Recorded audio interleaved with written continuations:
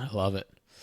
Elevation Nation, we have an extremely exciting guest joining the nation tonight. We have Vin Infante coming to us with a matching Elevation Nation blue light in the background. So he is on brand, on theme, and ready to dive into everything you need to help self-master your mindset. Vin, I'm so excited we get to have you on the pod, man. Welcome to Elevation Nation.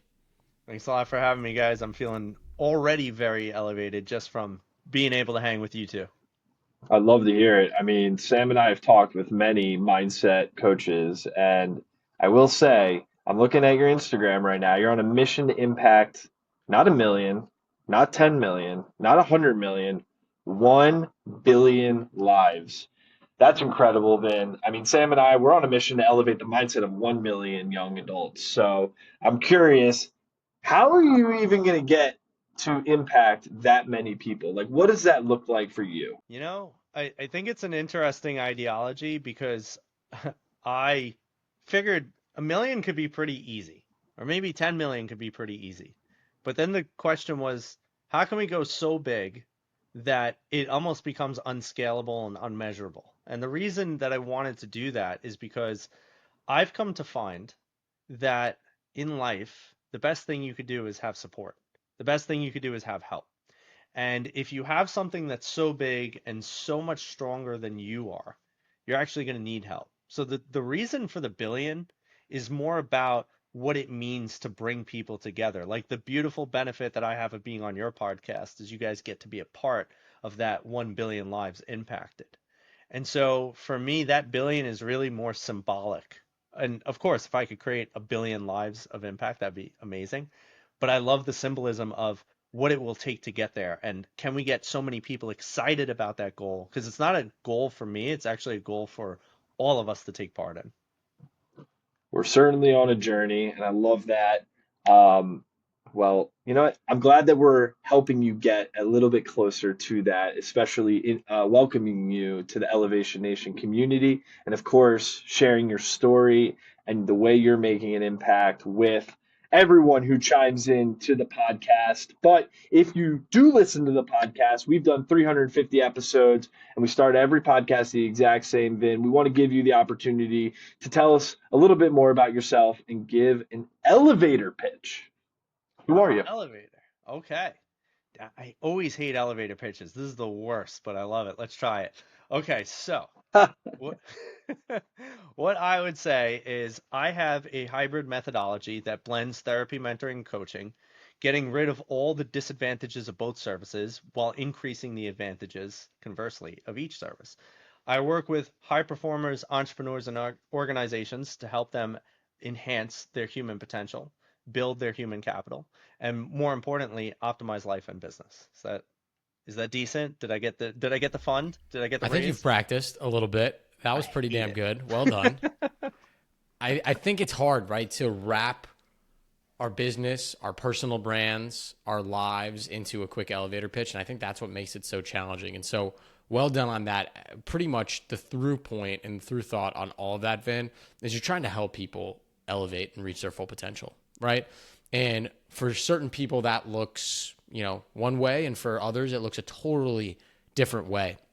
And I think, Parker and I are out here trying to help young adults feel empowered with the tools at their disposal to help them learn how to elevate their mindsets. But just like you go to a doctor, just like you go to the gym, you need to learn from maybe an outside perspective. And that's why I think what you do in terms of therapy and life coaching and everything in between and combining the best of all those worlds is so important. So I want to throw it back quickly. So I've definitely been in a good bit of places. I've been in inpatient, outpatient. Oh, should we? Just keep going. Just keep Okay. going. Yeah, I Okay. don't I don't know where Sam went, but the recording will continue to run. So if we lose him, then all is good. Okay. Yeah, so just pick up where you left off and we'll edit Yeah, it all sorry. out. Keep rolling. Perfect. Okay. No worries. Noted for next time if there is one. All right. So I've been in inpatient, outpatient, hospitals, clinics, homeless shelters, private practice, Department of Education. I did applied behavioral analysis. I was a traveling home therapist.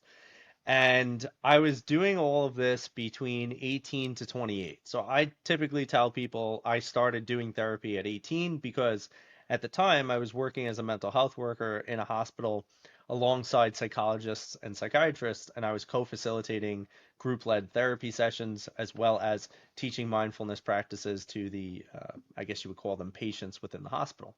So I'd always been in the industry, and from 18 to 28 is when I really got all of that experience. I was working with schizophrenics in the inpatient units. I was working with people who have all different types of psychological issues across in the psych world we call it the gamut, which is the spectrum of psychological disorders or whatever you'd like to call them. And from there, I just kind of found that psychology wasn't exactly what I thought it'd be, and it wasn't I guess it wasn't for a very ambitious guy who wants to impact a lot of lives. And that's where I started thinking of like what else is there? But Which yeah, sounds crazy, my by the experience is way, large. because that's such a fulfilling career going into therapy to try to help people. So to Hmm. say that that wasn't for someone ambitious, I mean, listen, Parker and I both work in Big Four consulting, and we like what we do, don't get me wrong, but I think the impact of changing lives is probably something you have a little bit more frequently on a day to day basis. Can you dive I'm just curious, Vin, like, how did that not feel enough to you? Well, if you think about this, you're working with a schizophrenic who's most likely never getting out of the unit. And maybe they will, and some of them do, but a good majority of them are not. Or you're working with this person who's in the homeless shelter and they've went through severe extreme traumas and they don't really see the benefit of getting out of the shelter. Or you're working with an average everyday 9 to 5 person, and like I don't say that with any animosity towards anyone who has a 9 to 5, right? I've been there. I've worked 9 to 5s most of my life. And there's a lot of people that are very complacent in their lives, and it is very unfortunate. But I always had a little bit, whether I knew it or not, I always had a little bit more of a coaching component to me. And so these people would come in and they'd sit in the office, especially, when I got into private practice and we were dealing with the 9 to 5 people. And they'd come in and they say, "Well, I hate my boss, I hate my job, I don't make enough money, and I have no free time to do what I want, and I can't travel, I can't do this, I can't do that." And the challenge would always be, so like, what are you prepared to do about it? And a lot of the times the answer was nothing. I just want to vent and I want you to validate that this all sucks. And I'm like, but it doesn't have to. And then it would lead to, so why are we actually here? And I found myself questioning a lot of that because to me, I think therapy is great for having that awareness. Like once you realize you hate the job, you hate the money, you hate the business, you hate X, Y, and Z, what are you ready to do with that? And then I believe that's where it starts getting into almost the coaching component of this, but now what? And so I think that's where I started realizing like maybe there's something that's not really right with this model because it seems like the model is very much a business model, which is like not a bad thing, but I think the bigger truth is most people are told like, yeah, therapy's a process, and it is. But the process shouldn't have to take 20 years and take a medication and come every single week and your life doesn't get better and you just vent about the same thing over and over. And by the way, because the problems never get better, you just learn how to manage them better. And usually that requires some form of medication and a weekly visit for God knows how long. And so that just didn't sit right with me. I So think, Parker has thoughts, but I'll just say, like, from a therapy perspective, you get that validation, but so many people need that action to actually change things. And I wonder, and we'll talk about this in a bit, obviously with coaching, you're able to take more action, but I wonder what percentage of the population actually wants to even do that part. I think a lot of us are content with our comfort zones and saying, actually, Vin, I want to vent, man, and I don't want to take action. I don't want to change it because they play this victim role or they want to stay in their comfort zone or it's easy or they're used to it, whatever it may be. And so I'm excited to delve a little bit more into the next step, which would be actually doing something about it. So I think that's very well said. Sorry, Parker, go ahead. don't be sorry. I was about to get into that. So let's hear about how you're thinking about helping people put into action and make changes in their lives. Well, I think it comes a little bit back to my story because Let's hear it. yeah, well, there's a part of me that has the selfish intent. And to be fair, I think most things we do has a selfish intent behind it, but selfish doesn't actually always mean a bad thing. I actually encourage all of my clients, like, you need to be selfish sometimes. You need to say, like, this is the routine I'm committed to, or this is the thing I'm committed to, and I need to make sure that I'm achieving this because nobody else is going to look out for me the way I can. And that was also very much inspired by the fact that when I was younger, I was bullied my whole life. I lived in a victim mindset. I always believed that everything was happening to me instead of for me. I was the kid that got thrown in trash cans, that got thrown down steps, that got pushed into lockers, that couldn't get a girlfriend, that had rumors made about him, that was a little chubby. I went through all of it.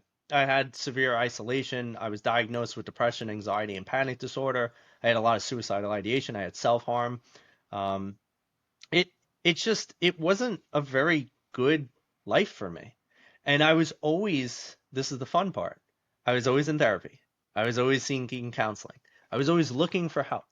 And nothing and nobody ever helped me. And it was funny because I had this one therapist and I liked him.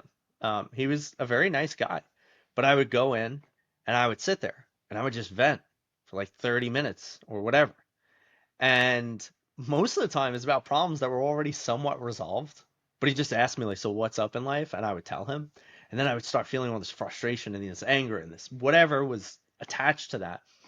And he, at the end of it, would just crinkle his nose and he'd look at me and he'd go, so what else is going on? And I'd be like, dude, are you kidding me? I'm exorbitantly pissed right now. Like I am ready to rage because of everything I just laid on you and you're asking me what else is up. And the funny thing was that was actually a pretty common experience for me. I never had anyone help me. But the biggest problem is I never really had anyone challenge me properly. And I think that especially in today's world, because there's so much emphasis on the feelings and how you feel and it's all so important, it perpetuates a state of victimhood. And I think modern day therapy has gotten into a space where it overly validates and under initiates. And that's where there's a massive problem in my eyes. I think validation is important because validation is one component. It's like, hey, you found this thing, good freaking job. But what do we do about that? And I believe because I was in that space that maybe most people aren't receiving the help, the information, or the support they need. I think to you guys' points, there are people that don't want to change, and that's okay. And that's why I said, like, I don't mind 9 to 5 people. There's nothing wrong with them. I just know that there are some people that don't want to change, and I'm a very like, let's do stuff with your life. Let's change things so high performers are more fun for me. I find it interesting that you said that you found frustration in being in therapy sessions and the therapist kept asking you the question. So, what else do you want to talk about? I always thought of therapy as the space for me to just vent. And to be honest with you, I haven't thought about it much as a place where it's like yes, I'm seeking advice on where to go, but I always thought like some of the best therapists asked the best questions and allowed me to kind of resolve it as I was part of that conversation. Like they're almost guiding me to find the solution in a sense. Mm, And so I think it's interesting the way you describe it and how that was actually really challenging for you in particular. yeah. Well, I think for me, even though I was a victim, I guess I still had some of these underliers of a high performer. And what I've come to find about high performance people is they're just solution oriented. They want to hit the goal, they want the result, and they want to know the roadmap to get there. And a lot of the times there's that problem in therapy is like, well, there's not really a solution because, okay, you're supposed to maybe figure it out and find it. And there's nothing bad in self-discovery. I think self-discovery has a place, but let's say you're doing self-discovery and now you get to the core and you figure you got the core revealed and you're like, okay, so we're here. Now what?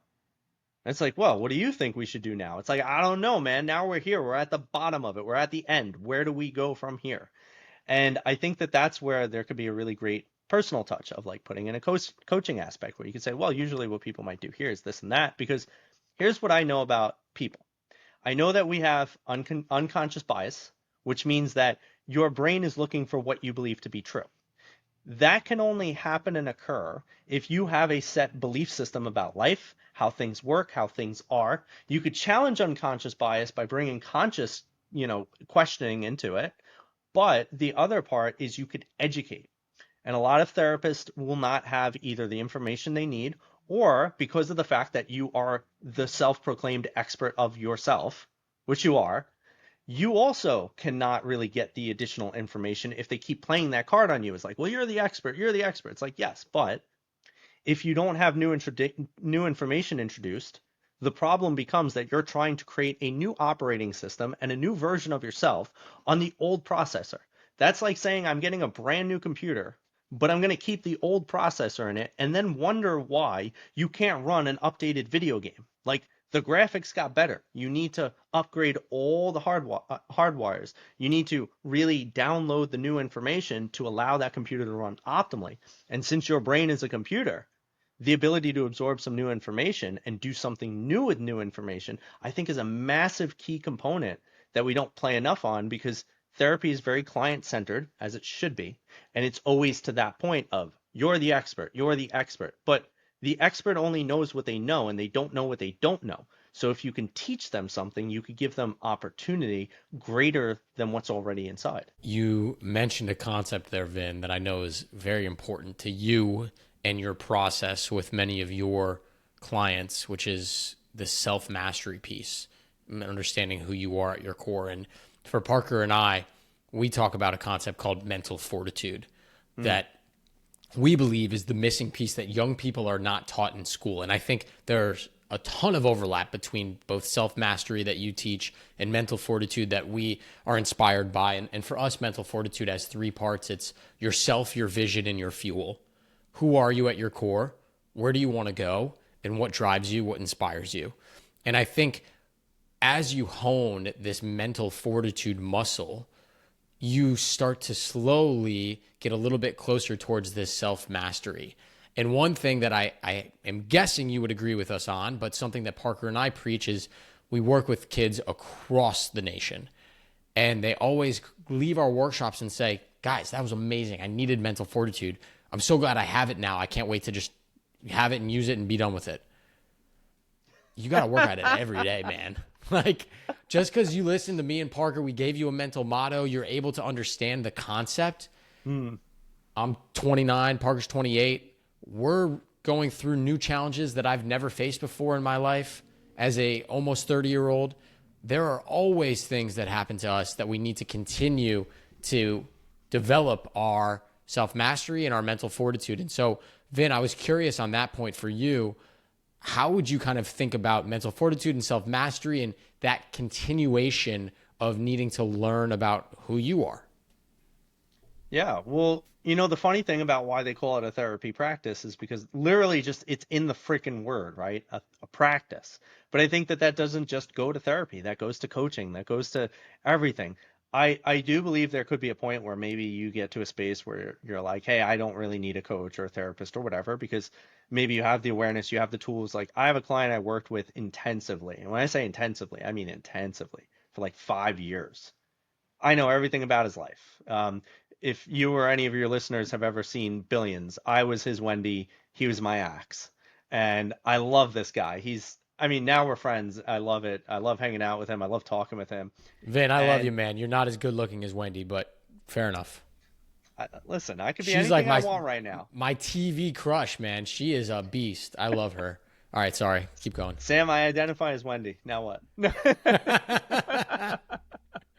right, you got me. Fair enough. So, with that being said, it's interesting because recently I was catching up with him and I was like, hey, what's going on? He's like, I just got worst out of the worst like 3 months of my life. I'm like, why didn't you put me in, coach? Like, why didn't you call me? Why didn't you tag me? It's like at this point, I'm not even trying to charge you anymore. I'm there for you as a friend. Like, what's up? And he's like, and he said this to me, and honestly, this really made my heart feel great. He said, Vin, like, dude, we for 5 years we crushed it. He's like, and all of the training, all of the practice, all the tools, everything you've instilled in me, like over and over and over for 5 years. He said, I knew I had it. I didn't need you, not because I don't need you.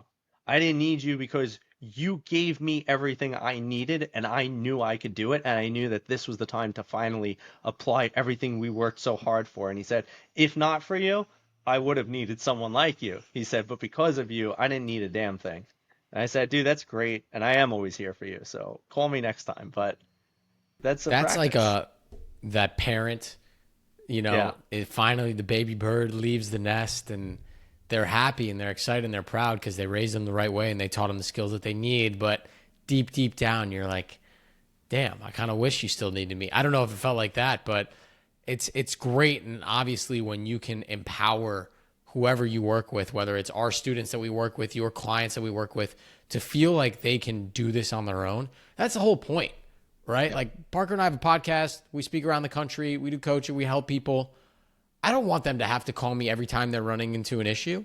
Right. You want people to feel empowered that they can go out and conquer the real world in their own ways. And that's why I think it's great that we are teaching tips, skill sets, frameworks, because at the end of the day, like, it's your life to live. We're not going to always be there with you. And so I think that's an absolutely beautiful story.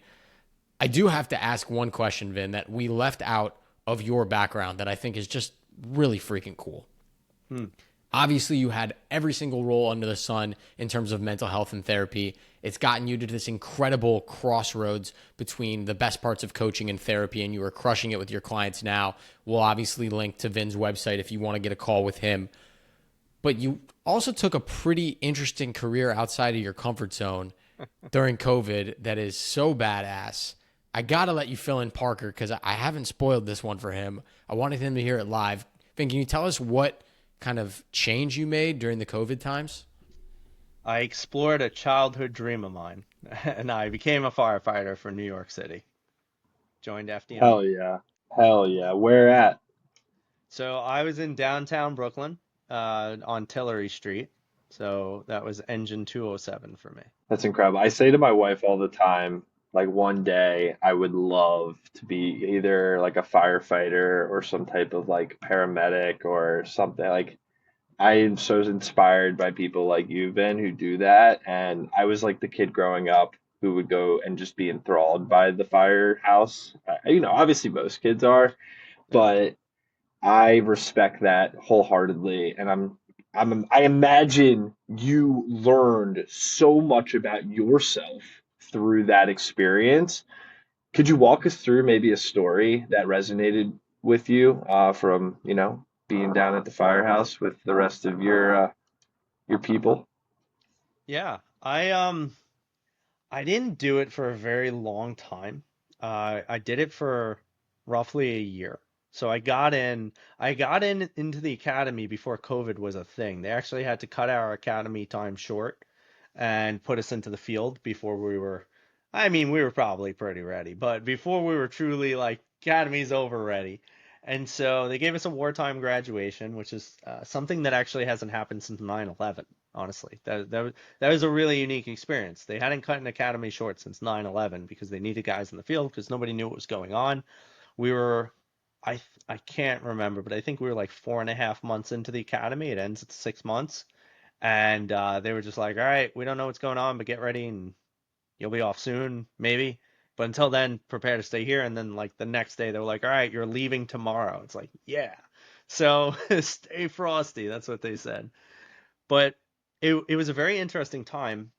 And to the point, they had another unusual thing that happened. Usually, as a probationary firefighter, you need to earn 24s. Like a 24 is actually a pretty great thing if you think about it, because you work 24 hours and then you could have an opportunity to like get off for X amount of time. Because of the fact that COVID was going on, they had a mandatory, you have to do 24s, new or not. And part of it's also they want to ease you into it because you're not used to like a 24-hour tour.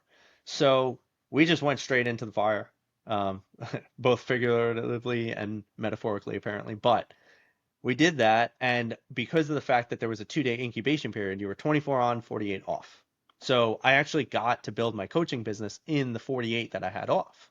So I would just firefight and then build, firefight, build. And I guess one of the most memorable experiences I had was actually I can't remember. I have the dates over here because I have my first tickets from my first runs as a firefighter, and I have them over here. And I think it was either my first or second day on the job.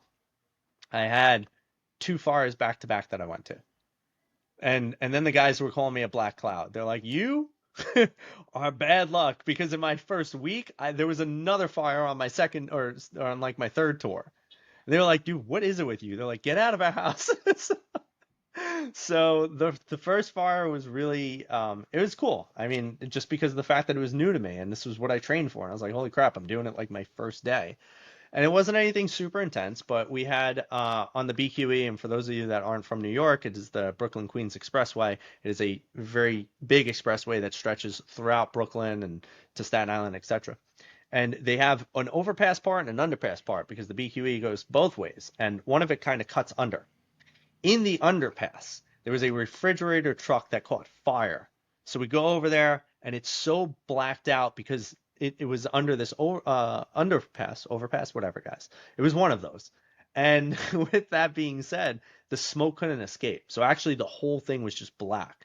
So you masked up, you put on your gear, and you just went into this blackness looking for this freaking thing on fire.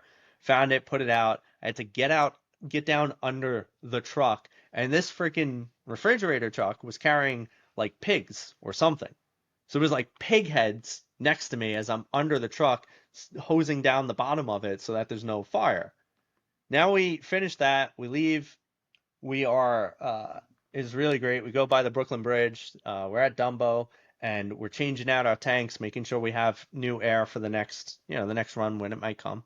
And literally, as we're still out of service, we get another transmission, and we're out of service, so they're not calling us, but they're saying, "Hey, there's a fire on box, blah blah blah, whatever." Captain looks at us. He goes, "You guys want to go?" And we just look at each other. We're like, "Put us in." Captain calls. He's like, "Engine 207 back online. Put us on the box." We freaking ran there, and we were second due, so we wound up actually getting to go into the apartment, and it was a pretty small fire, but it was just cool, man. I mean, first day on the job, you get two fires. Like, that was weird. And That's insane. So you did it for a year, yeah. and obviously it'd be hard to sum up the entire year in a podcast when we're already 30 minutes in. But I'm curious, from the people that you worked with, Mm. what was one common thing about the other firefighters that you found also in yourself? Hmm. Sense of duty. It's still instilled in me to this day. So I'll backtrack real quick. When you go through the fire academy, they train every firefighter the exact same way, because the grim reality is that if somebody falls or dies, you can do their job because you're all trained the exact same. The first thing that they say to you, even when you don't know what the hell they're talking about in the fire academy, is this is your academy. Just like the DIs, so we had drill instructors because it's run like a paramilitary organization. FDNY is the standard in the world for firefighting. We get studied from departments all over the world. We would literally have people from other countries watching us practice firefighting drills in the academy. And the drill instructor is yelling at us. He's like, "These are my halls. Don't mess them up. Clean up after yourselves. This is my hallway." And we're like, what the fuck is this guy talking about? He's nuts. And then they start yelling at you the same thing. They're like, "What? You don't care? This is your hallway." I'm like, "No, it's not. This is fire department's hallway." Like, and you don't really get what they're saying, but I think to some degree you do. And the biggest thing is that one is there's always something to do. That was a thing they stressed on us. And you always see it because there's always guys picking up odd jobs and things to do around the firehouse when there's seemingly, quote unquote, nothing to do. And then on the other side is if you see something, this is your firehouse. This is your fire academy. If you see it, it's yours. Like, it's your responsibility because everything's yours. And that has now been instilled in me to the point that I go to the gym and I'll have personal trainers thank me. And they're going to thank me because there's like 10 pieces of equipment on the floor and I pick it all up and clean it because that's my space when I get there and I start working out. So I'm not going to work out in this dirty, filthy workout area with all these handles and attachments and crap around me because that's my responsibility once I step in there. And so I personally don't give a shit what anybody else does, but when I step into the area, it gets better. Vin, thank you for, one, telling us incredible stories, two, for your service, and three, for diving into that, because yes, it may seem random that we were going down the coaching path and I brought us back to that. But the reason I did that is because I think it shows that you take action, right? Bringing it back full circle to when you said a therapist kind of just let you vent. coaching and what you do, Vin, is you help people take action. And this was your dream since you were little, and you decided to go outside of your comfort zone and do something about it. So I wanted to give you the opportunity to show that you are a man of your word. You're not just telling other people to take action, but you're taking action yourself. One thing that, it was a dream of mine, different TV show, not Billions, but Suits. Harvey Specter was part of the reason I moved to New York City.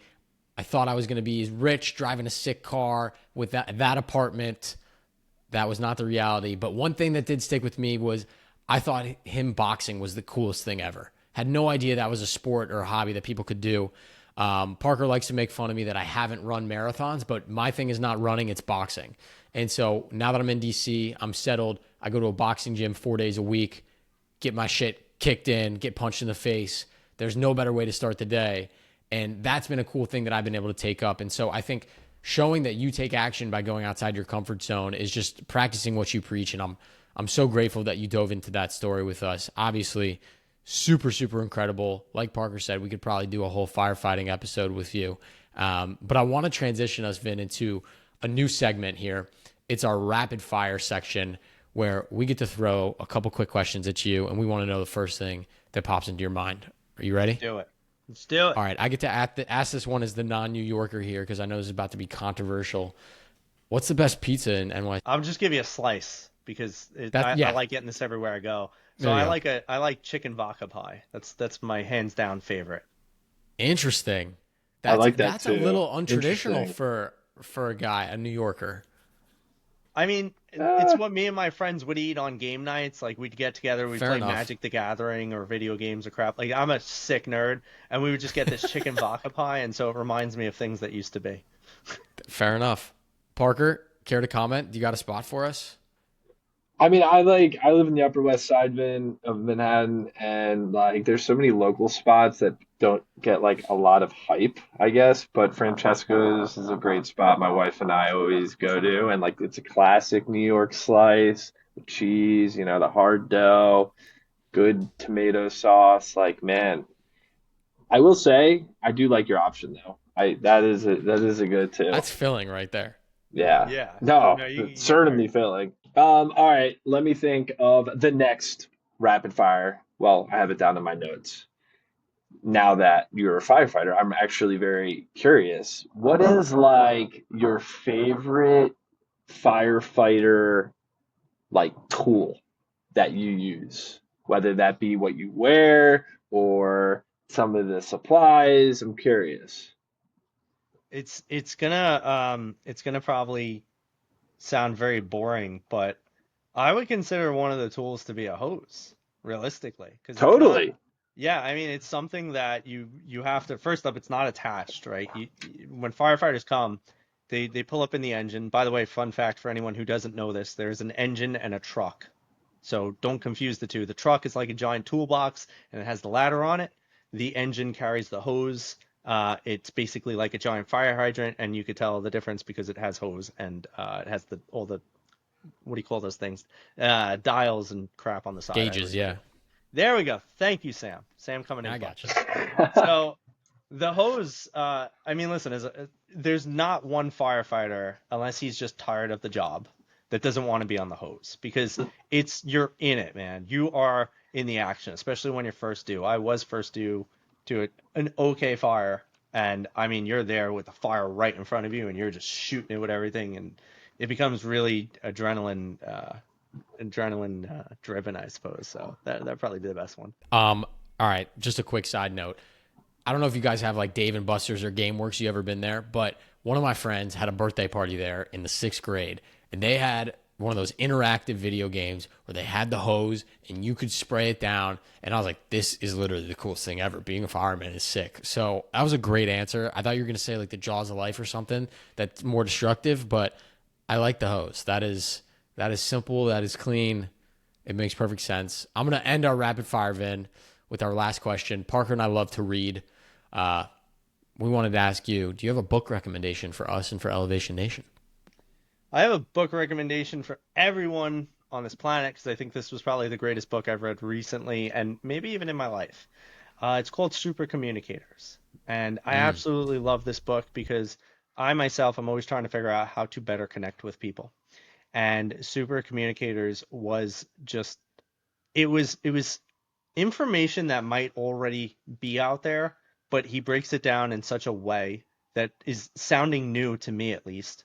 And for me, I mean, I've been around for 15 years in the personal development industry, and it's very hard for me to find a book that I really appreciate nowadays just because like at this point, if I'm reading something, I've probably already read it like 17 times because everybody just says the same crap the same way and put their own spin on it. But this one really had a better, more personal touch. And so much so that at the end of the book, the author says, hey, you could reach out to me if you would love to communicate. And I was super compelled to send him an email and just be like, I loved your book, man. Like, do you have any certifications or courses? I want to learn more about the way you look at things and break things down.